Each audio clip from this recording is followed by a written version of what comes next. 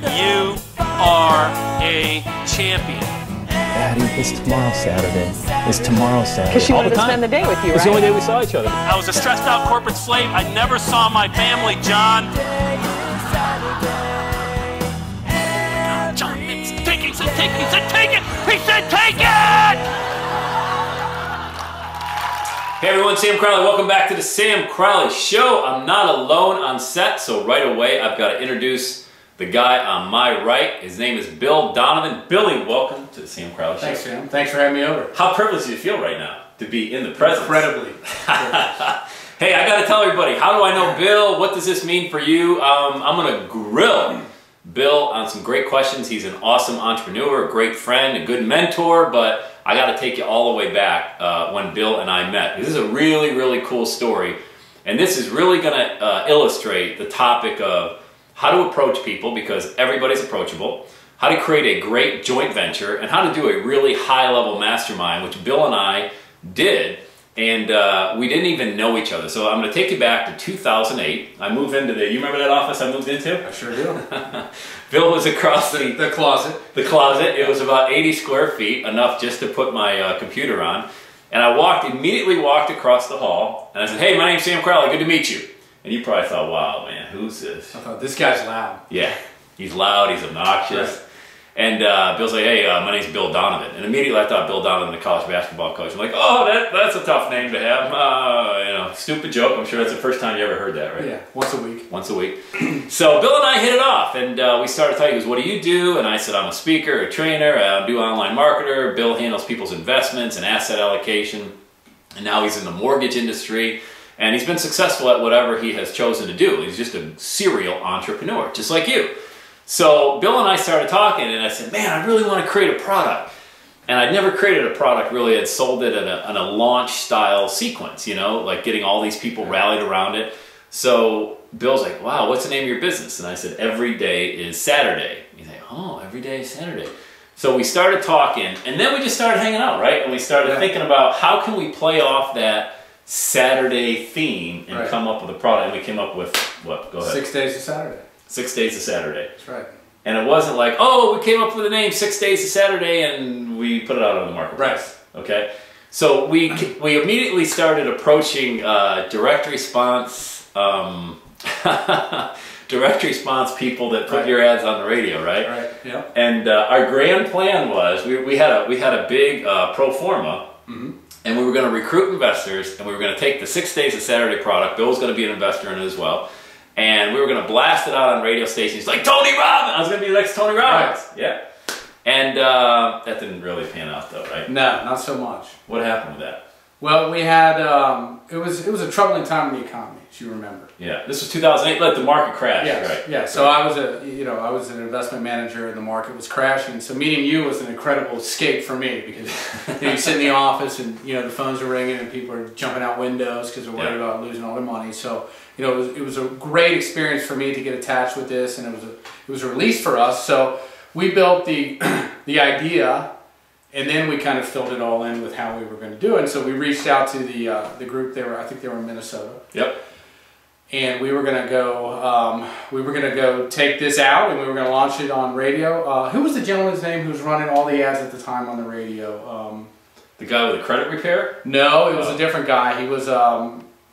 Professor, video professor. No, it was a business guy Oh. on how to sell anybody on anything, and he worked with Charlie Munger and somebody else. It'll hit me a little bit. So anyway, Chet Holmes. Chet Holmes. Chet Holmes. Chet Holmes. He's still on the radio, by the way, selling all that stuff. But he was crushing it at the time. I mean, you couldn't turn on the radio without hearing him. We thought, well, that's a great way to get your message across, because this is a great message for this time. So we went through all that. We met with companies, and then we were all ready to go, and we had fulfillment companies lined up, and we're going to start. We had people coming in the office with logos. Yeah. I mean, it was awesome, yeah. We had a big thing going on, and then we got a call one day that said they were going to dust off Tony Robinson. Or Tony Robbins. Tony Robbins, right. And he was coming back out, and that they were going to pull the plug. Sam Crowley, Tony Robbins, Sam Crowley, no name at the time. Right. So we didn't give up. We said, okay. All of a sudden, our phone stopped ringing. Pretty much. We stopped getting emails. Yeah. Right? Okay. People stopped answering. People stopped answering our calls, right? And that was it. So what do? You give up? No, we had a great product. So what we would do, Bill, every day, this was the fall of 2008. This was between like the beginning of September till November. The market was falling every day. I mean, it was just, the sky was falling every day. Every single day. So every day I'd go into Bill's office at 4:30 and he would gently close his laptop because the day of trading had ended. And he would, I'm laughing now because you gotta laugh about it. At the time it wasn't so funny. I'd be like, Bill, it's time for our mastermind session. Are we ready to talk about 6 days to Saturday? He's like, yeah. So we had a big whiteboard and we're like, okay, let's call it the days of the week. And we'll go Monday, Tuesday, Wednesday, Thursday, Friday, Saturday. And then we wanted to find out, like, where do they start when they go to the journey? Because if Saturday, you got to start with the destination in mind. So if Saturday's where you want to be and you look up at the clock and you just can't believe you got to stop doing what you're doing because you love it so much, if that's nirvana, I mean, that's the end, the holy grail, where do you start? And you decided it was going to be, you got to feel, most people don't even know they're in pain. Right. They have no idea that they're even in pain. So we got Monday and we got Saturday, and then we had to, every night, I mean, it felt like years that we were in that office, because every night between 4:30 and like 6:30 we would have the whiteboard and we would say, okay, what's all the different things you feel when you're in pain, and what's all the, and Tuesday was preparation, and Wednesday was taking action, and Thursday was overcoming adversity, and Friday was commitment. I remember like it was yesterday. You know, but none of it came to us right away. So in thinking about how when we created that product, and Bill was incredible because he would come up with all these different ideas, and we would talk about burning the boat, where we got from wherever that came from, Napoleon Hill or something. You got to burn the boat, right? And the story about that, and we would just throw all that stuff up on the whiteboard. So if you're watching this right now, and you're thinking, 3 feet from gold.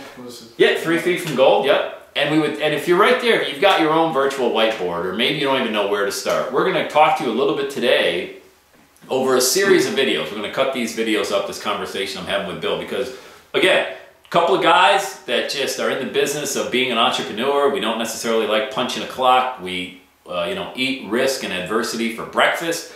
We fail a lot. You're going to hear about a lot of those failures over the course of me and Bill chatting here, but it's all to help you, to pump you up, to help you understand that your best day is ahead of you, and also help you understand that being an entrepreneur and creating a product and being successful is a messy process. I mean, what do you think? I mean, seriously, if somebody wanted to become an entrepreneur and they have a passion and they want to monetize it, what warnings or what like qualifications would you give them? How would you vet somebody to make sure that they actually got what it takes? Well, I mean, there's two ways to look at that. You have the people who think they want to be entrepreneurs, and then you have people that have a passion. And then sometimes they combine, and that's usually a pretty magical moment. If somebody just wants to be an entrepreneur, but they're not sure what they want to do, I'd say the first thing you want to do is ask everybody you know what they do for a living. Find out how they do it and if they like it, okay? And that's one thing that I do all the time is when I meet somebody new, I ask them what they're doing and how it works and do they like it. Yep. And you learn about so many different businesses that you didn't know existed. Like the other day, I spoke to a good friend of mine who works in the leasing business. He leases equipment through a bank. And so they lease, copiers or a skid steer or whatever have you. And I wanted to know about how they finance that and how they make money. Well, one thing I found out was you'll lease, so a bank will go out and buy copiers and then they'll lease them to, whatever giant company. Well, when that lease is up, they have to give the equipment back and give 90 days notice, or they just continue that payment on a depreciating asset. Yeah. Well, so you find out a lot of these big companies will lease a copier and lose it because they have 25 locations. And so they're paying for these pieces of equipment that they can't find and turn in. Yeah. Forever and ever and ever. And it's, not that that's some major market that as an entrepreneur you can enter, but that's something I would have never learned. You never would have thought about. No, and that there's the opportunity out there if you wanted to get into financing for leasings for companies, that market's wide open, and apparently there's tremendous opportunity in something like that. So that's what I do. I like to ask people what they're doing and how they make money and if they like it. But back when I met you, that was we joke about it, we're laughing about it. That was like a really tough time. Yes. I mean, so you were at a crossroad. You're like... I was Monday. Bill was feeling the pain. He was feeling the pain. Because Bill, tell us about, in your former life, you don't necessarily got to name the name of the business that you used to work for, but give us an idea of, you had a pretty swanky job and a pretty cool time, making some good money. I mean, you live in a really nice, I mean, you got everything us corporate people thought we should have, right? Right. So you went high with it, right? Yeah. So tell us about your former life before. Yeah. So I was an investment advisor, and I had a partner and a whole team of folks that worked with us. And we were at one bank doing very well, and we were recruited to another bank to manage a $2 billion portfolio. And we did very, very well with it. And we increased our fees. You know, we brought in a lot of new assets. Everything was going great, but we were paid a commission. Yeah. We thought we would make the bank X, and we ended up making the bank 5 times X. Mm-hmm. And 5 times X for the bank meant 5 times X for us. And so we were making more money than we thought was possible this quickly. And so the bank came to us and said, "Wait a minute, you're making too much money." They said, the amount of money you're making is an unintended consequence, is what they said. I don't even know what that means. And I said, an unintended consequence of us doing really well, or an unintended consequence of the bank, you know, making a lot of money. And it came down to, we were making more money than all the senior people at the bank. You know, all the C-level people, everybody. Wow. But we were making millions and millions and millions of new dollars for the bank. So, but you're not allowed to make more than the people with higher titles than you. That's the way. That's the way the pyramid works. Right? They've been running this bank for 20 years and couldn't figure it out, and we did it in 1 year. So, you know, obviously we were making other people look. Gotta love the corporate pyramid. You gotta love the corporate pyramid. You're not allowed to make more than your boss. That's a rule. So instead of embracing how well we're doing, they did the obvious thing for a corporate structure, which was try to renegotiate our package. And I mean, it wasn't a renegotiation, it was a hatchet. You know, they tried to knock 90% off of what we were making, which was unacceptable. So we decided to go do our own thing. So we had lots of investors that had followed us the first time. They're going to follow us the second time. Because they follow you. Right. They don't follow the bank. They follow you. That's you have a relationship with you. That's a great point. You build a relationship, whether you're in the car business, mortgage business, whatever, flower business, you clean houses, whatever it is. You leave one company, go to, they buy you. They buy you, your personality. You can't make up trust. Right. You know? So they follow you, and you go out and start your own. Right. I mean, you're accountable. You answer the phone when people call, no matter how bad that phone call is, you have it, or how good. So, you know, folks follow you when you give them attention and you communicate with them. So, you know, obviously we did that very well. So we went out on our own, started our own company. That's how we ended up next to you. We started our company in June of 2008, and we brought a lot of assets with us. And, you know, within 4 months, the market crashed. And it didn't just crash. I mean, it crashed in a huge way. At the same time, you had the Bernie Madoff scandal. Right. And so there were a lot of reasons for customers to begin, even though they liked us, to feel uncomfortable with the market, with a small firm where you've got, you know, investors or money managers who stole billions of dollars from people. And, you know, the question marks started coming up, a lot of, you know, uncomfortable phone calls, and life was really I remember those calls, man. I'd be in your office. I'd be wanting to mastermind. Because when you're around people that are like you, and you know, they're fun, they're vibrant, they got great ideas, you just want to hang out. So I'd be hanging out in his office all the time, just trying to get ideas. And entrepreneurs hang around entrepreneurs, right? Winners hang around winners. And man, those calls would come in.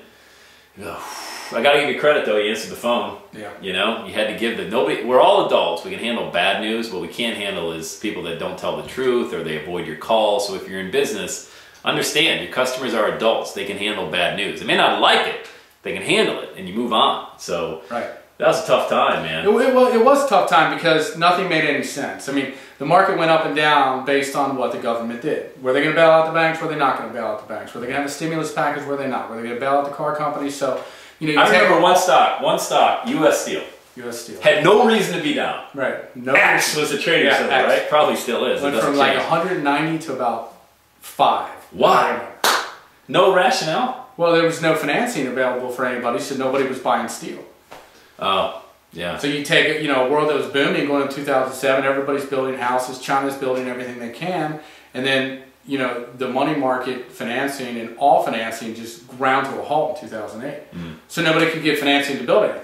So commodities dropped, you know, orders were canceled, and there you are. Those are real stories, though. I mean, that's amazing how that domino effect happens. Yeah. Nobody's financing, so nobody can build anything. So the price of steel, I mean, the market value of it plummets. Right. For that particular reason. Right. It's amazing. So anyway, I interrupted you, but go ahead. Do you remember what you were talking about? Because I have the habit of interrupting. Yeah. No. So what I was talking about was you know, what a terrible environment it was for us. And it was a release when you would come in, even though I looked terrible. It was nice to come in, you know, finish that day's work and then start a new day's work, which was, I knew the pain that I was feeling. And in fact, going through that actually ultimately led me to leave that business. Yeah, yeah. You know, the more we talked about it, I said, this isn't my Saturday. You know, I've made a lot of money doing this, but I cannot see myself doing this in 20 years because the rules have changed. It's no longer about what I know. It's about who's going to print money and how much are they going to print. So I, you know, went through that process with you, and it was just great. I mean, I remember being up, you know, 10 or 11 o'clock at night, walking outside on my deck, you know, freezing cold out, talking to you about how we're going to finish Wednesday. Yeah, you know? right. And I would go in and record. I mean, this is crazy, man, thinking about, because I forgot a lot of this stuff. Like, you just had your third child. Yep. Your daughter was born in September, right? Yeah. So 2-month-old. So you had 3 kids under the age of 5. 5, okay. And I had 3 kids under the age of 7 at the time. And so a couple of entrepreneurs, and we're trying to build a product from the ground up. Market's crashing.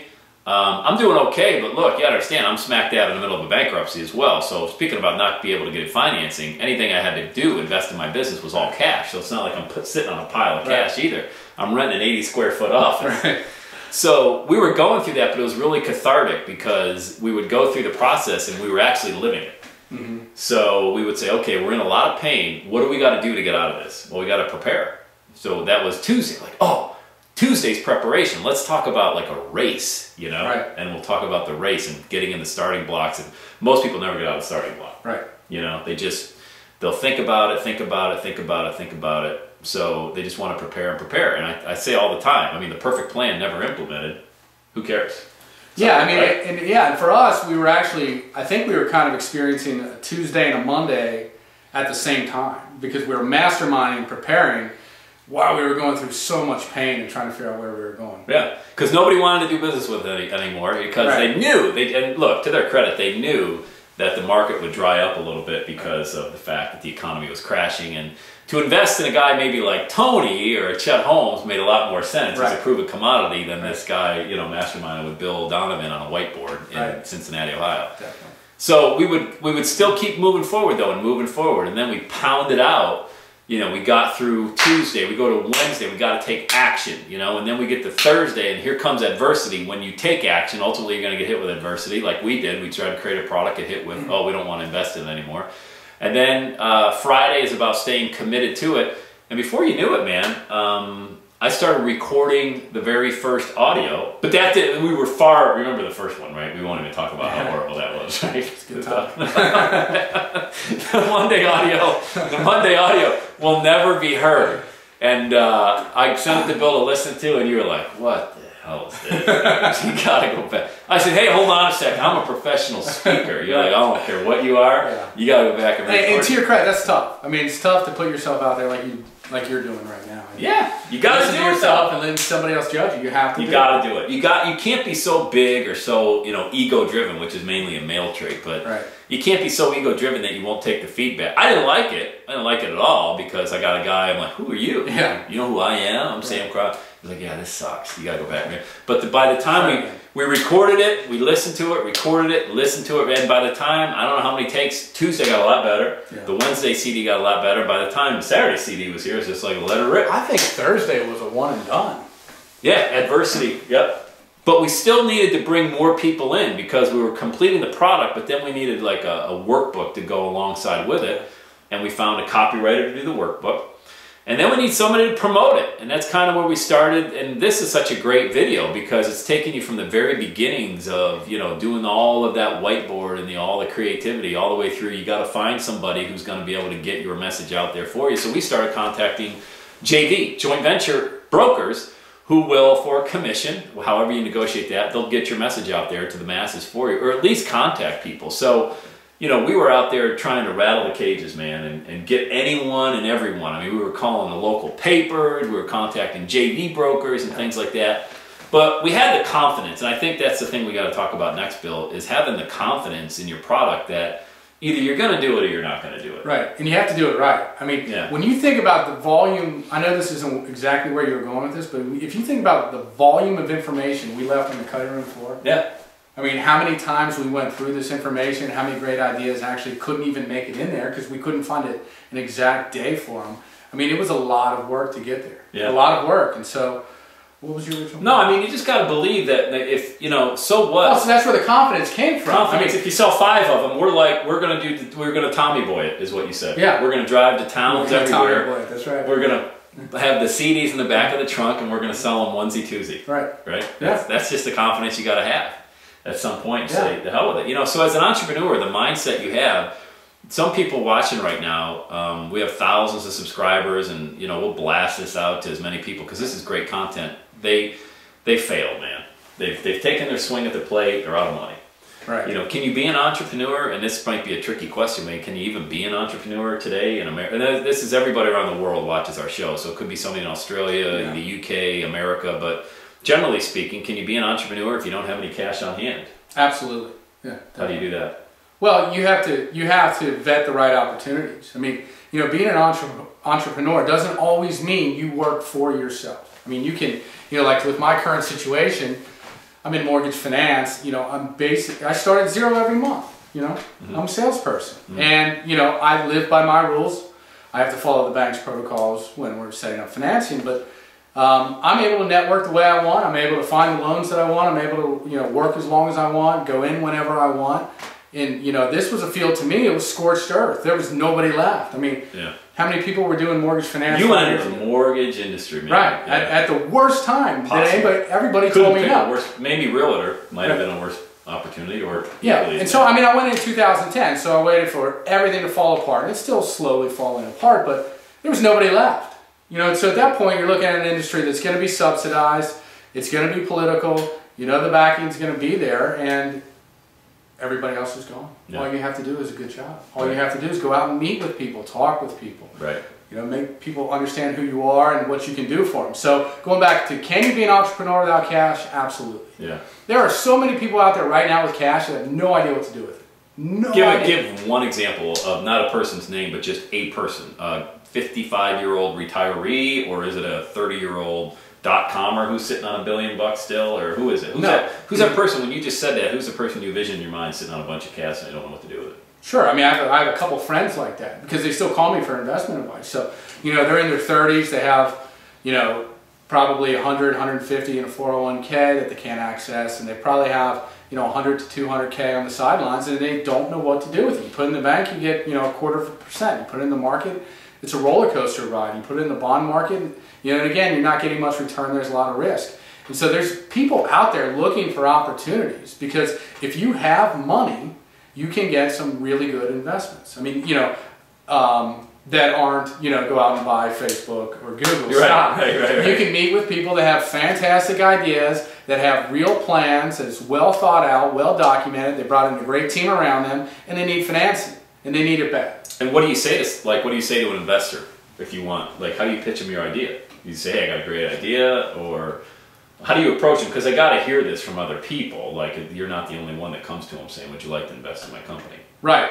You would be surprised. What separates this person? You would be surprised how many times they're not asked, to be honest with you.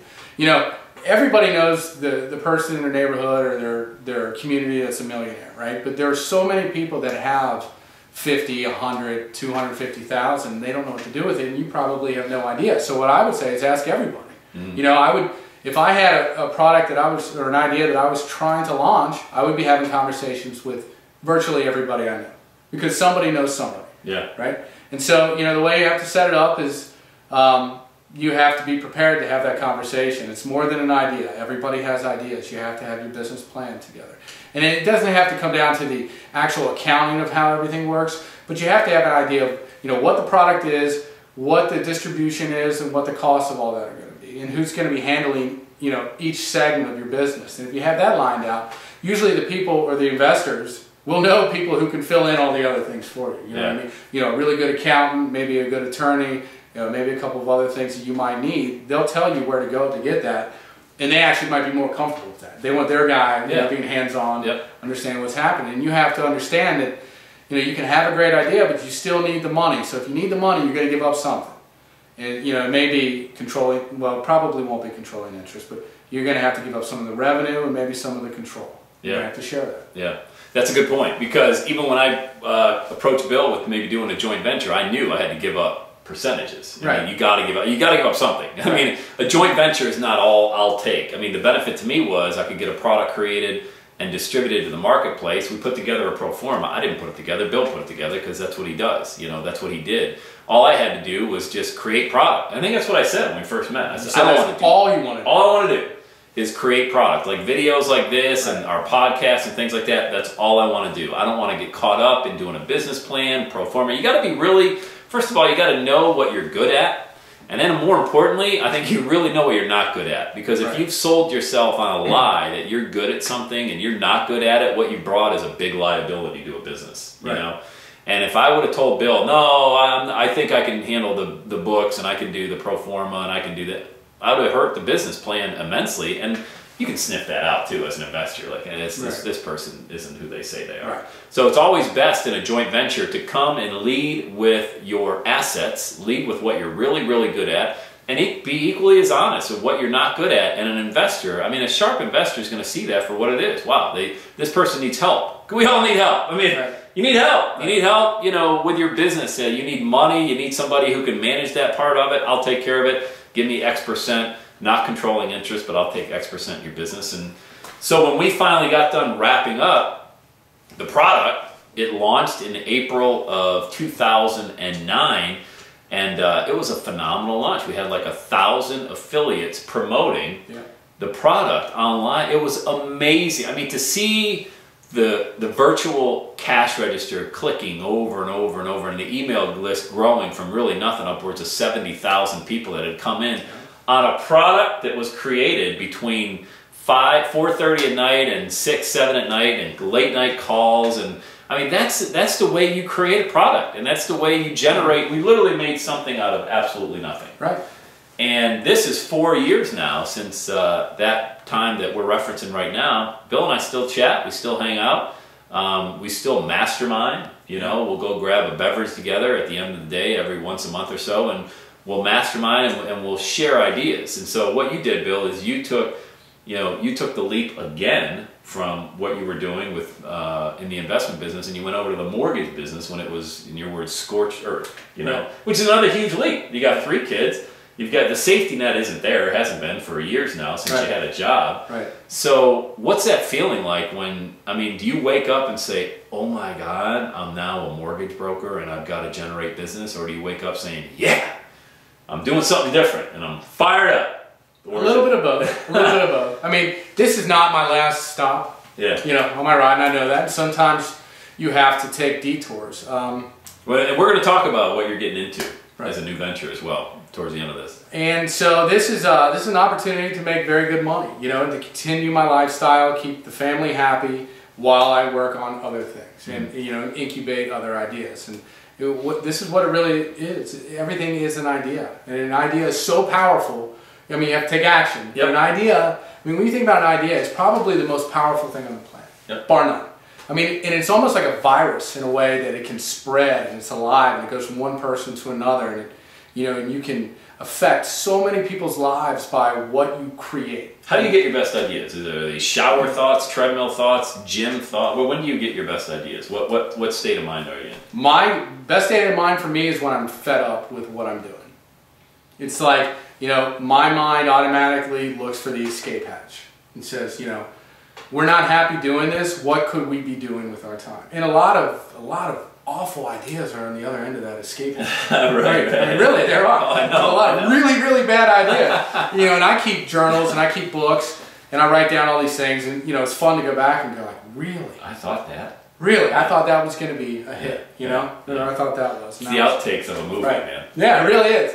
Yeah. So you learn to have masterminds and people in your life you trust, and you bounce ideas back and forth, and you get their opinion. And you know, a lot of times they're right. Sometimes you're right though. I mean, sometimes they think it's terrible, and you press forward and you're right because they don't see it, because you didn't do a good enough job laying it out for them. You didn't explain the concept correctly, or you didn't have it formed enough. But what was the most fed up you've ever been with a day in your life? Was it health related and you did something? Was it business related? that caused you to take massive action. So what was the most fed up you've ever been? You don't need to share names of people or businesses or anything. And then what was the action you took as an immediate result of just being, I say, I'm done. I can't do that anymore. You know, it was January 2009, bar none. I mean, this is when the market was almost at its lows. You know, people, you couldn't make the right decision. You just couldn't. You put them in cash and they wanted to be in the market. You put them in the market, they want to be in cash because it went down. I mean, and rightfully so. Everybody was stressed out, and I'd had it. Yeah. I'd had it. You know, I was telling people one thing, my partner was telling them a different thing, and we weren't on the same page. And, you know, like I said, I'd made enough money that I said, I'm done. I'm going on hiatus. Yeah. That's it. You know, we split the company. We went several ways, and I spent 18 months trying to figure out what I wanted to do. And I still didn't figure it out, to be honest with you. You know, I did some things along the way to help me earn some money.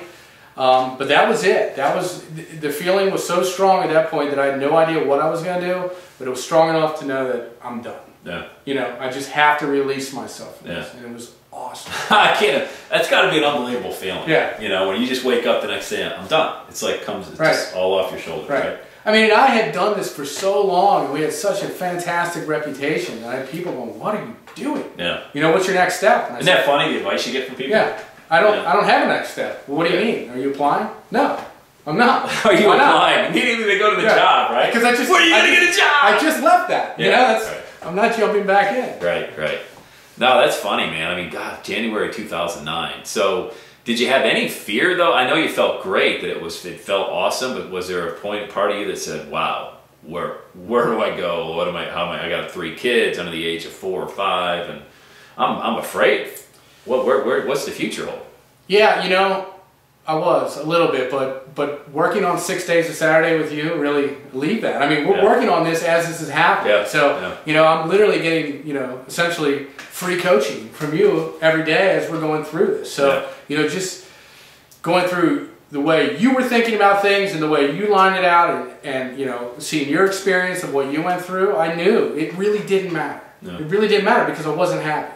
You know, you take the house, take the cars, take everything about my family, we'll figure it out. I love that. I mean, I don't love that. You get to take Right. it. I love that thought process. And that didn't happen. Right. And our wives don't necessarily love that thought process. No, they don't. They don't. But I said the same thing. Take it all. Right. I'll start from scratch. Just take it all. Get it out. Matter of fact, just get it out. Right. It's a distraction anyway. It is. We talked about we could live in trailers. Yeah, absolutely. We could live in a double wide next to each other and be happier than hell. Yeah, you know? yeah, definitely. I mean, as long as you have passion for something and you're able to create and see your ideas come to life, then you know you have the comfort that somewhere down the road that's going to pay off. Yeah. So I'll take the pain today if it gives me the pleasure tomorrow. Yeah, and I mean, you've done some, you know, not so sexy jobs. You were mowing lawns at a golf course. Yeah, right? I ran a country club. Oh, you ran the country club. Well, no, I didn't know it was that no, prestigious. No, I was the groundskeeper. I was the head groundskeeper. You were like Bill Murray. I was absolutely killing all the gophers. Yeah.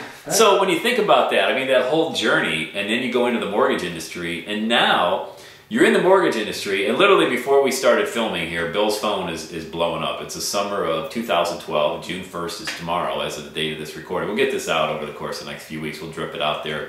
It's going to be really great content. It really getting inside of a mindset of an entrepreneur, or 2 entrepreneurs, but your phone's blowing up now, but I also know that, you know, the mortgage business now is not anywhere where it was at the beginning of the millennium, let's just say that. Yeah, definitely. But you seem to be now, it's just attracting that type of business, but now I see you itching, I see your mind turning again. Yeah. Like there's something else going on in your head, and I'm thinking, wow, he's going to crush it this year as a mortgage broker, which I don't know anybody that is. And now you're going into an area where you've lost 15 pounds or so. I lost 40 pounds. 40? Since we were together. Oh, since 6 days of Saturday. Wow, 40 pounds. Okay, so that's a little different than 15. Right. Okay, so you look great, man. Thanks. And You do too. yeah, I was looking fishing for a compliment. But so you've lost 40 pounds, and now you've got a passion, which I see in a lot of people, but not many people take action on it. Right. You know, so you've got, going back to kind of that 6 days of Saturday, you're preparing to take action. Right. With this idea that you've got, and you don't got to give up exactly what it's going to be, but now you've got a passion to help other people lose weight. Right. Right? So talk about that. Like, how does that even come up? Because you're a mortgage broker. Mortgage brokers don't go teach health and weight loss. Right. You know, what it really comes down to is when you My favorite part about losing weight is going back and look at the pictures of me on the beach from 4 years ago. Yeah, I remember you told me, I got to tell you, you said, I said, that's right, when you started losing weight, I go, what's up? You said, well, you went to Florida or something on a trip. You said, I just drove the car off. You said, I just drove the car off the cliff. You said, I love that metaphor. Like, I just drove it off the cliff. And I totally get what you mean. Like, you just, like, ate till you almost exploded. Exactly. And then you started on the weight loss. Right. Yeah. Driving a car off the cliff is a great metaphor for I'm having my last meal. Right. Go ahead, man. I'm sorry. I laughed so hard. And so it's, it comes down to your mind, is so powerful because it's a survival organ. I mean, it's built to make you survive. And so it will take you, take the reflection from the mirror, put it back in your eyes, look at your overweight self, and allow you to think you look okay. Because you're built to survive. So your mind's always trying to make you feel like you're in good shape, you're okay, everything's fine. Yeah. And it's a great survival instinct. However, it lulls you into being a lot of things you don't want to be. Yeah. Right? So you need that check every once in a while, or you need a friend to say, hey, kind of looking overweight, but we're taught. But nobody will say anything. You're not allowed to say it doesn't look too big on you. Right. No, you look fine. Exactly. And so, I wanted to lose weight, and I didn't, it wasn't like a grand plan, but I knew I needed to lose weight, and I started, you go through all the various diets, and you read about them, and, everybody's got something for you, and they were all gimmicks. They were all gimmicks. It's like, lose 20 pounds in a month. Well, great, but then you put 15 back on the next month and 5 the next month. Right. So as you start to learn about the process of losing weight, it has really nothing to do with any gimmick. I mean, it's science. It's pure science, but nobody sells it because it's not sexy enough. Not sexy. Yeah, right. It's not sexy. Science isn't sexy. I've been able to lose weight and keep it off, and it's really simple. I mean, you have to go through some pain for a while. You have to do the right things to get yourself there, but then to maintain it has become extremely easy.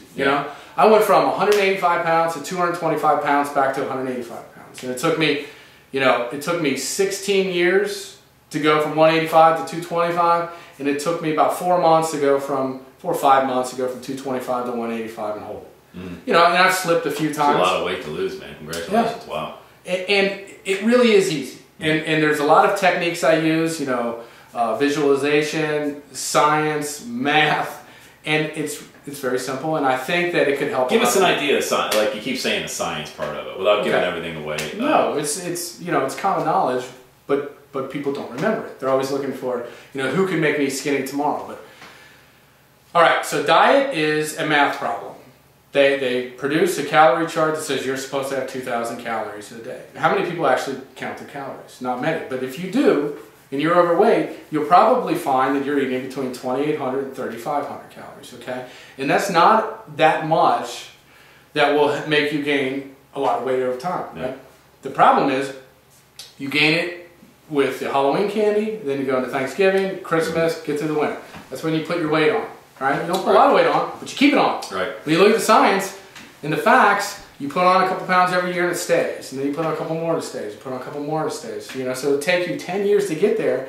But the truth is, if you eat a calorie-restricted diet where you're taking in all the correct nutrients, and you're cutting out all the pop and all the awful things they put in the sugar-free pops, and you go down that road, and you as a male, if you eat between 1,500 and 1,600 calories a day, 5 days a week, and as a woman, the calorie charts will show you, 1,250 to 1,500. You'll take off 4 to 8 pounds a month, like that. Which is it's a lot of weight to lose. And it stays off because you're actually burning the fat. Because we all know what fat is. It's a storage. Your body is an extremely efficient storage plan. So it doesn't know to stop storing. Yeah. So you keep feeding crap in, and it's going to keep storing that weight forever and ever. So you literally, without exercise, without doing a lot of other stuff, and there's more to it than just the calories. There's a lot of things that go with that, but if you can abide by that, if you're 40 pounds overweight, you can be where you want to be in 5 months instead. Which is lightning fast. Lightning fast. Yeah, because it didn't take you 5 months to get there. Right.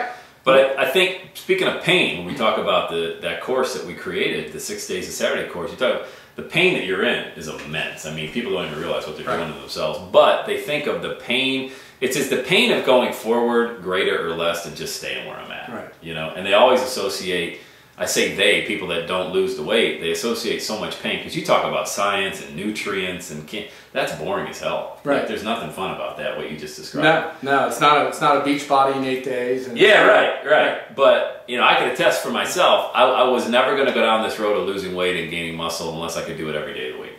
Because there's no sense of doing it. You know, if you're going to do it for 2 months just to impress yourself, then you're just impressing yourself. There's nothing else. But if you're going to do it, I mean, we were sharing a statistic before we were talking, is that 40% of our country, the U.S., will be obese by 2030, which equates to $1,200 more a year in health insurance for people like you and I, and there's really no need for it, you know? No. And how do you feel, though? I mean, amazing. How do you feel now? I mean, obvious question is probably awesome, but it's just, it's got to be unbelievable where you're wearing like size 34 instead of 42, just stuff like that, you know? It's like you get almost psyched to go try on. Right. I wear a large shirt, not an XL now, you know, like my clothes fit, so just dangling off of me because, you know, they're fitting around the midsection. Someone's taking a photo of you in the pool, you're not shoulder up in your water, you know, hey, take a picture of me on the, you know. It's like, come on, get a picture of this.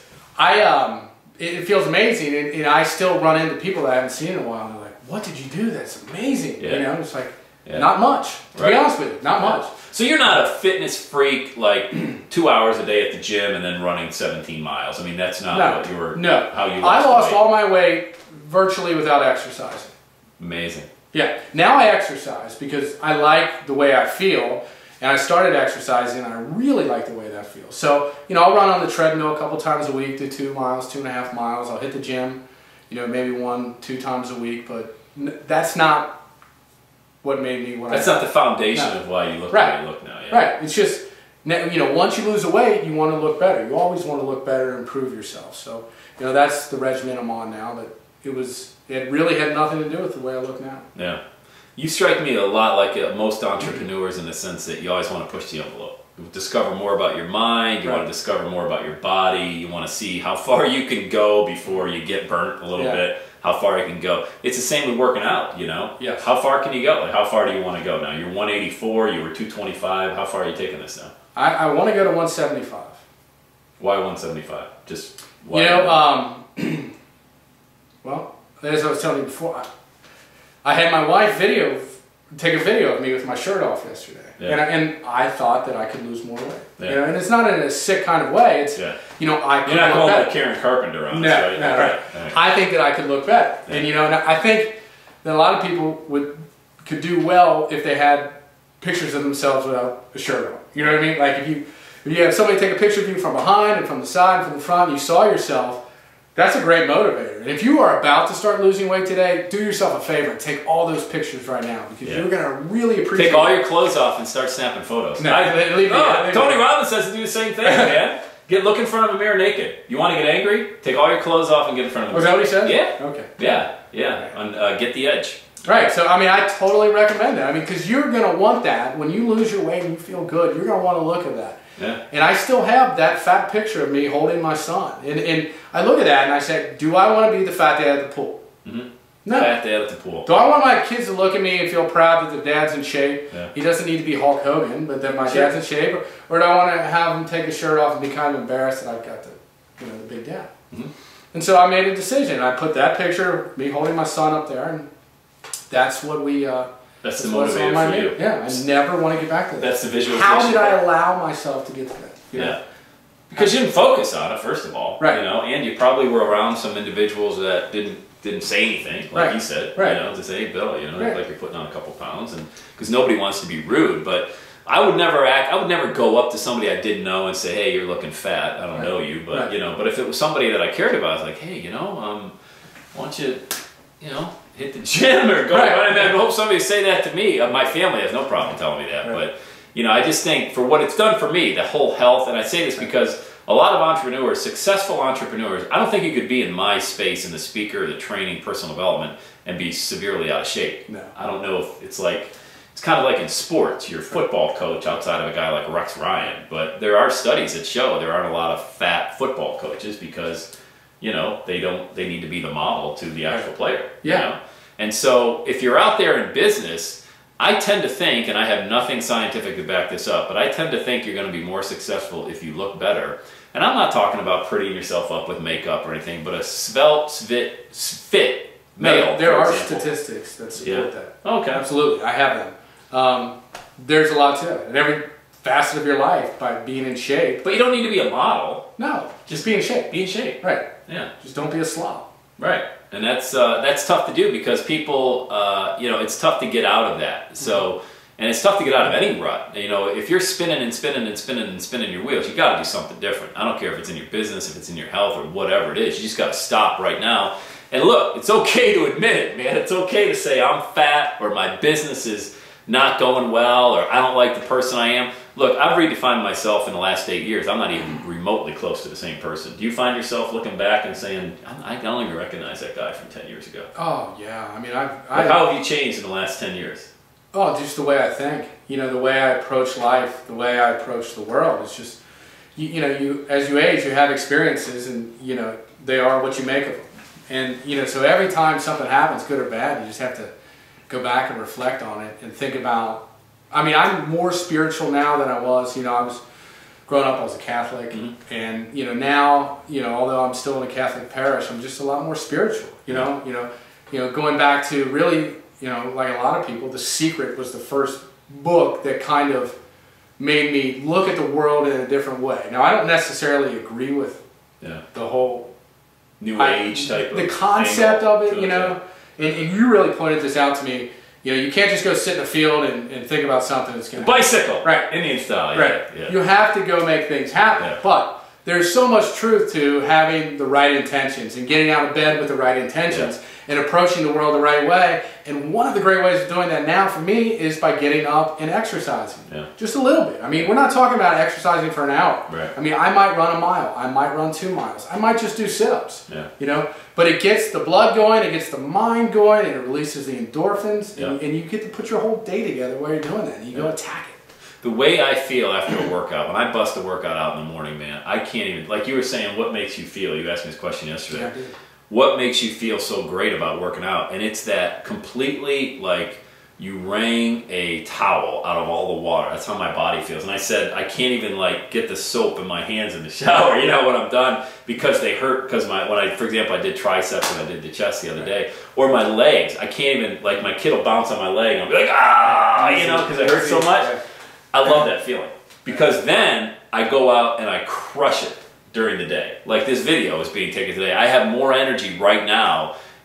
This is the middle of the day on a Thursday, and had this been a few years ago, I would have been taking a nap. Right. I just would have been laying on the couch, taking a quick nap, because right. I didn't have the energy, which is so crazy, because you'd think you'd have more energy not working out, but I have so much more as a result of staying fit. And I just think that when you talk about being spiritual, though, getting back to that for a second, do you bring that into your business? Oh, yeah. You do? Yeah, it helps you? Absolutely.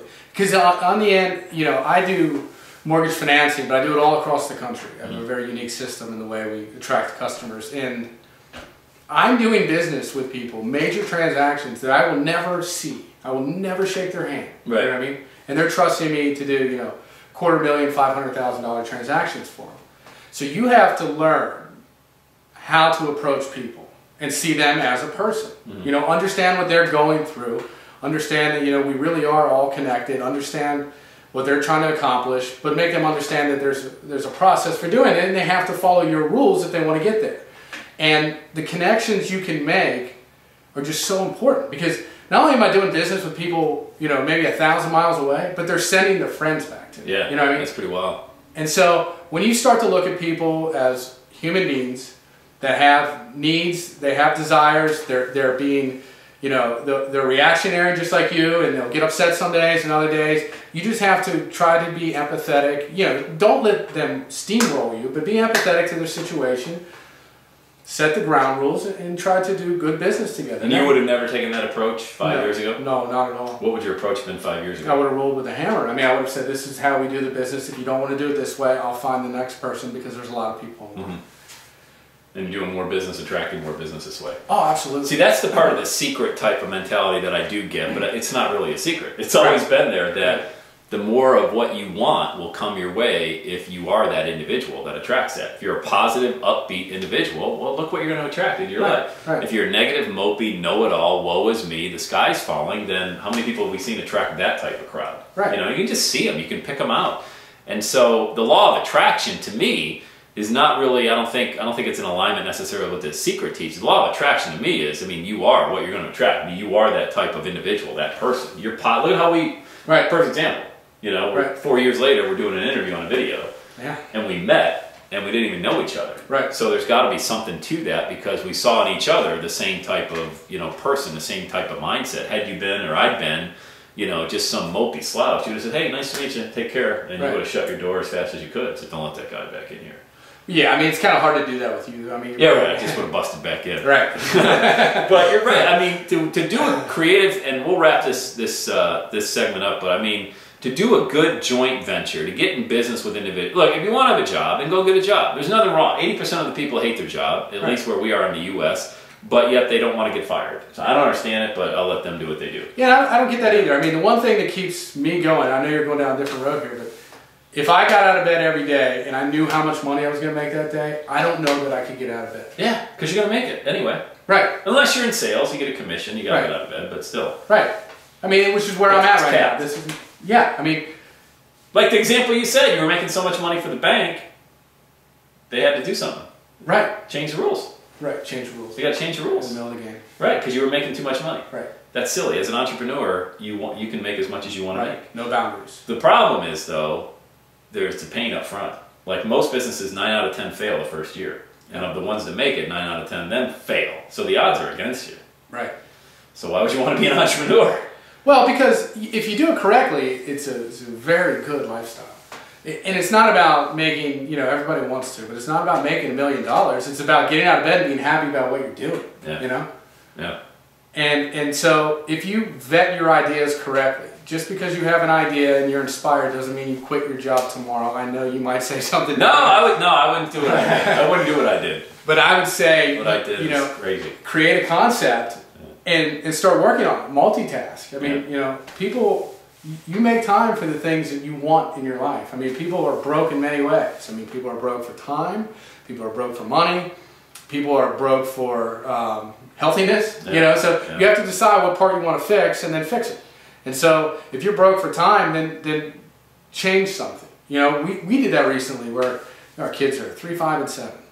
And they're playing like 2 or 3 sports a year, and there are all these things they could do for the summer. And I looked at my wife and I said, no, they're done. Yeah. You know, it doesn't have to be like this. They don't have to be in every program that somebody's made available. Amen, brother. You know what I mean? Yeah. I mean, they're kids. When I was like that, I wasn't like that. We ran around the neighborhood and played, and I know the good old days. You know, no, it's true.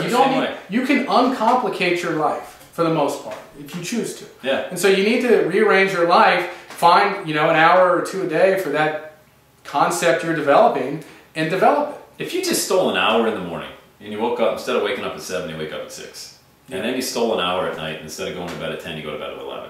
I mean, 2 hours a day over the course of a month is 60 hours. It's a lot of time to dedicate to an idea. Right. And, you know, as Jim Rohn used to say, the great Jim Rohn used to say that it's a pretty good story when you're telling somebody you're making money. Like if I were to come to somebody, let's say I'm in network marketing, a lot of people that watch the show that are network marketing, oh, but I don't do it full time, that's not impressive. You came up to me and you said you were making an extra $500 a month on the side, I'd be impressed. I mean, you can make my car payment, you can make half of a mortgage payment or something like that. Right. You can pay my grocery bills. I get that. I can relate to $500 a month, $1,000 a month, $2,000 a month. If you were to come up and tell me you're making 50 grand a month, I can't relate to that. And very few people can relate to that. So it's almost as good of a story to get out there with an idea, make a few $100 a month at it, share it with somebody else, and say, hey, I'm just doing this part-time. It's actually a better story. As Jim Rohn used to say, I'm working part-time on my fortune while I work full-time at my job. Would you be interested? Does that interest you? And things like that. And quit getting caught up in the Joneses lifestyle. I think we should end it on keeping up with the Joneses. You want to? You got a really nice house. Yes. You got a real swanky house. Yes. You were in a really cushy job when you bought that house. Yes. You know, this is a dangerous path to go down. But hypothetically, let's just say you weren't married with your lovely family and kids. Where would you live? I would not live where I'm at now. Right, because you bought it at a point in time of your life where you felt maybe, I don't want to put words in your mouth because I don't think I've ever asked you this, but did you feel like you had to keep up with the Joneses at the time? Or? No, I mean, for what we were earning at the time. Made sense. Oh, that's right. Yeah, It was right, yeah. so.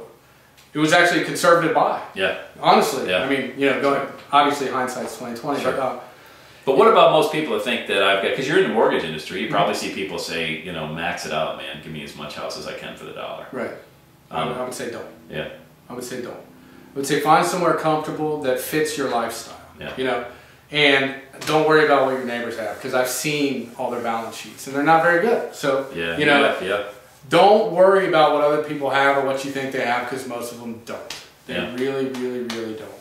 Yeah. The people with more things typically have more bills. I mean, there are 3 to 5% of the people out there that have done it right, got lucky, worked hard, own all their stuff, and have a lot of really cool stuff. And there's a reason to want that, not to be jealous, but to almost honor them for for the decisions they made. Yeah. But most of the people are broke.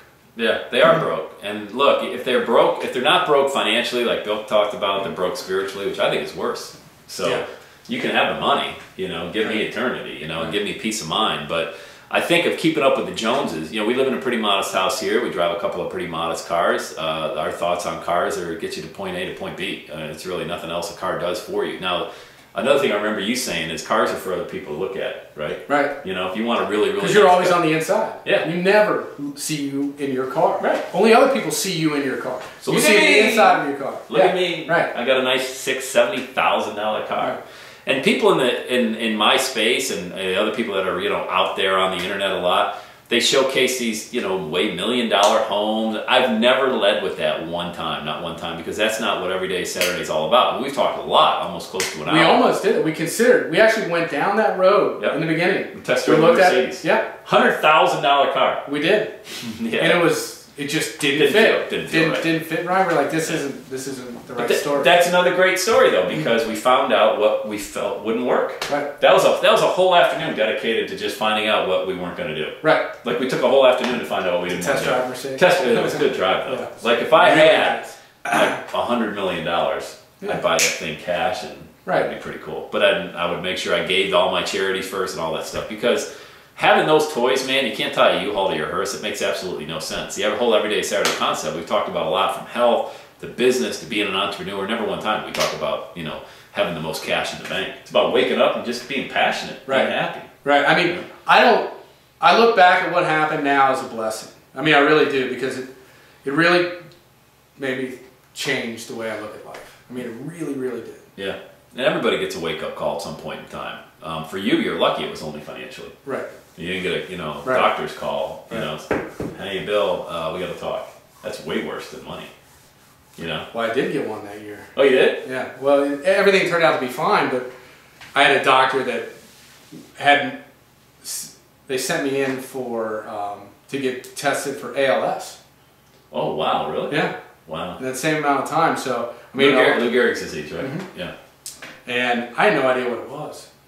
I was really ignorant, and I didn't make much of it until I Googled it one day. Well, that's the worst thing you can do. Oh. Wow. And it is just such an awful disease. I mean, it really is. Yeah. And so, I went through that, and then literally the market crashed 2 months later. Wow. And everything was fine, by the way. It was a silly diagnosis, but yeah.